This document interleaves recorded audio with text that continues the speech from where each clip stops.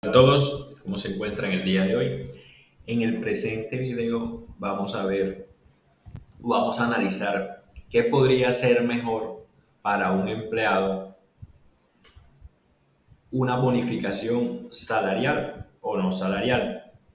Inicialmente vamos a mirar las disposiciones del Código Sustantivo de Trabajo para que analicemos y posteriormente vamos a hacer un ejercicio para efectos de revisar qué podría ser mejor para un empleado en este caso.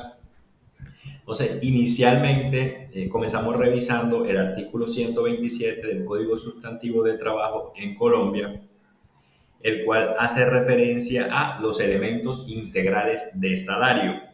Entonces, la norma lo que dispone es que constituye salario no solo la remuneración ordinaria, fija o variable, sino todo lo que recibe el trabajador en dinero o en especie como contraprestación directa del servicio, sea la forma o denominación que se adopte como prima sobre sueldos. Muy importante esta partecita que viene, que dice bonificaciones habituales. Luego continúa valor de trabajo suplementario o de horas extras, valor de trabajo al día de descanso obligatorio, porcentaje sobre ventas y comisiones. Este tema de las bonificaciones habituales es muy importante porque en muchos casos se puede pactar una bonificación y en el contrato puede decir que no constituye salario, pues porque fue un pacto que se hizo entre trabajador y empleador, pero pues aquí la norma hace referencia a bonificaciones habituales, como si en caso de que eso se pague continuamente, pues podría constituir salario o no podría, constituye salario. Y bueno, también la norma no define qué es habitual, si el pago se hace más de una vez, varias veces. Entonces, digamos que eso hay que validarlo en cada caso en específico, pero sí es importante que tenga en cuenta este término. Ahora vamos a ver la parte o el artículo 128 que hace referencia a los pagos que no constituyen salario. Entonces, establece que no constituye salario las sumas, miren que este ya habla de sumas que ocasionalmente y por mera liberalidad, o sea, se deben cumplir dos condiciones, que sea ocasional y que sea por mera liberalidad, entendiéndose que si ya es habitual, pues ya constituye salario, porque miren que esta letra ahí quiere decir que tiene que cumplir esas dos condiciones, que sea ocasional y que sea por mera liberalidad. Entonces, ¿qué recibe el trabajador del empleador como primas, bonificaciones? Mire, y acá otra vez resalta bonificaciones o gratificaciones ocasionales, o sea, digamos que la norma no distingue qué es habitual y qué es ocasional, pero en muchos casos con el solo hecho de que se haga más de una vez podría estarse convirtiendo en habitual. De igual forma, pues hay que validar cada caso en específico, pero mirando cómo están redactados los artículos, eh, es bastante como complejo diferenciar qué es ocasional y qué es habitual. Entonces también hace referencia acá, participación de utilidades excedentes de las empresas de economía solidaria y lo que reciben en dinero o en especie, no para su beneficio ni para enriquecer su patrimonio, sino para desempeñar a cabalidad sus funciones. Bueno, acá como gastos de representación, medios de transporte, digamos que en este caso sí está como bien porque de pronto la persona bueno, medios de transporte, elementos de trabajo, pues no es, si la persona se le da un computador o un celular para su trabajo, pues eso no constituye salario y es entendible porque pues es lo que le entregan al trabajador pues para que realice su función a cabalidad. Listo, ya una vez leímos estos dos artículos, es muy importante pues que tenga, digamos que bien definido o digamos que diferenciar entre habitual y ocasional. No es tan sencillo, pero sí es importante validar cada caso en específico. Ahora, listo, vámonos a un ejercicio donde vamos a ver qué podría ser más beneficioso para un trabajador si recibir esa bonificación salarial o no salarial. Entonces vamos al ejercicio. En este caso tenemos un ejercicio de el valor de un bono del trabajador es de 2 millones. digamos que el bono más el sueldo pues ya se convierte en un mayor valor, pero en este caso vamos a sacar tanto los porcentajes que le correspondería al trabajador pagar por seguridad social y lo que recibiría por prestaciones sociales si el bono fuera salarial.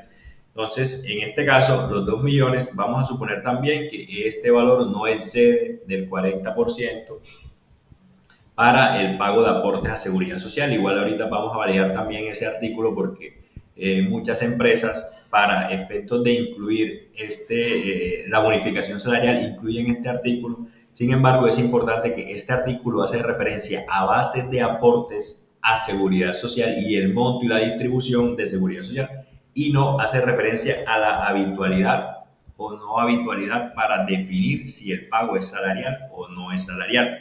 Entonces, vamos a ver en este caso cuánto le tocaría pagar al trabajador. Solamente vamos a calcular el bono, por ese bono de 2 millones. ¿Cuánto le tocaría pagar al trabajador por ese bono de 2 millones de salud? Vamos a suponer que el bono es de 2 millones, listo. El trabajador pagaría en salud el 4% que corresponde a 80.000 pesos. ¿Cuánto le correspondería al trabajador pagar, porque es el descuento que le haría la empresa por ese bono? 80.000 pesos, que es el 4% correspondiente a pensión. ¿Cuánto le tocaría pagar por fondo solidaridad pensional, suponiendo que tanto el monto del bono más el salario supere 4 salarios mínimos? El valor mínimo para pagar de fondo de solidaridad pensional es el 1%. Es un valor, un porcentaje que oscila del 1 al 2%, pues dependiendo del monto de los salarios mínimos. En este caso vamos a hacer el ejercicio como si fuese del 1%. Entonces, en este caso, el trabajador por ese bono le tocaría pagar 180.000 pesos. Entonces muchas veces el trabajador dice, uy, yo me voy a ahorrar los pagos a seguridad social, de salud y pensión, y listo, te los vas a ahorrar, que sería 180.000, pero el trabajador dejaría de recibir, miren, en este caso da 4 más 4 más 1, 9%, o sea, el trabajador deja de pagar un 9%, pero dejaría también de recibir un 21.83% que es de prestaciones sociales.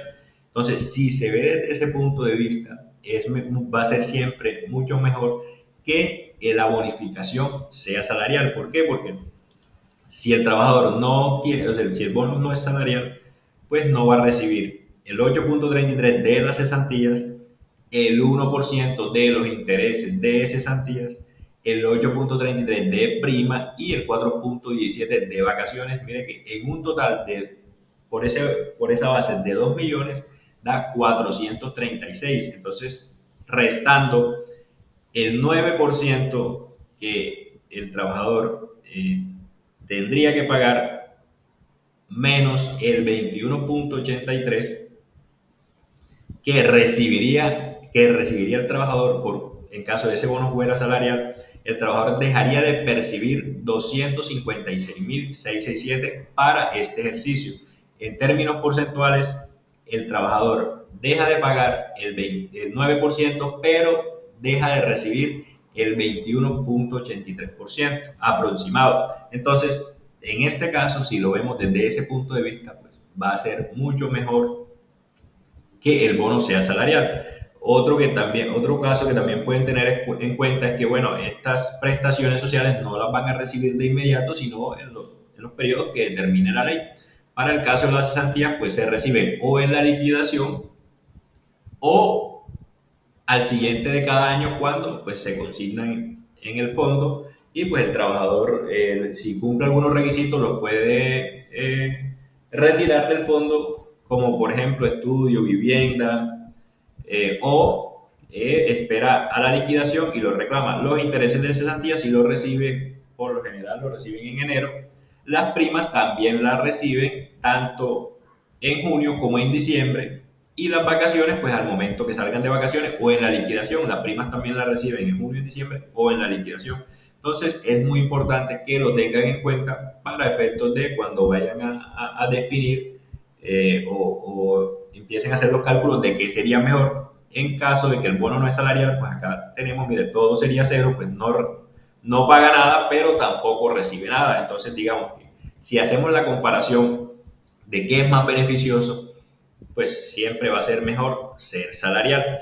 Ahora, pues analicemos el artículo 30 de la ley 2910, el cual hace referencia o establece que sin perjuicio de lo previsto para otros fines, para efectos relacionados con los artículos 18 y 204 de la ley 100 del 93, los pagos laborales no constitutivos de los trabajadores particulares no podrán ser superior al 40% del total de la remuneración. Pero esto hace referencia a los artículos 18 y 204 de la ley de la ley 100 de 1993, hace referencia a base de cotización y a monto y distribución de las cotizaciones.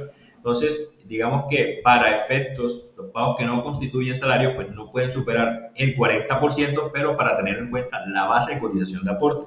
En muchos casos, en los contratos de trabajo, cuando incluyen un bono no salarial, incluyen este artículo, pero es importante tener en cuenta que esto no es lo que define si la remuneración es salarial o no. Este artículo es simplemente para tener en cuenta la base y monto a las cotizaciones a seguridad social. Otro tema para de pronto tener en cuenta y de pronto resaltar, de igual forma, cada caso en específico es importante que lo validen con su asesor laboral. El artículo 21 del Código Sustantivo de Trabajo indica cuáles, en caso, digamos, las normas más favorables, y lo que establece es que en caso de conflicto o duda sobre la aplicación de las normas vigentes de trabajo, prevalece la más favorable al trabajador. La norma que se adopte debe aplicarse en su integridad. Entonces, si llevamos este artículo a este caso, para efectos de definir qué es más favorable para el trabajador, en este caso siempre más favorable va a ser que el bono sea salarial.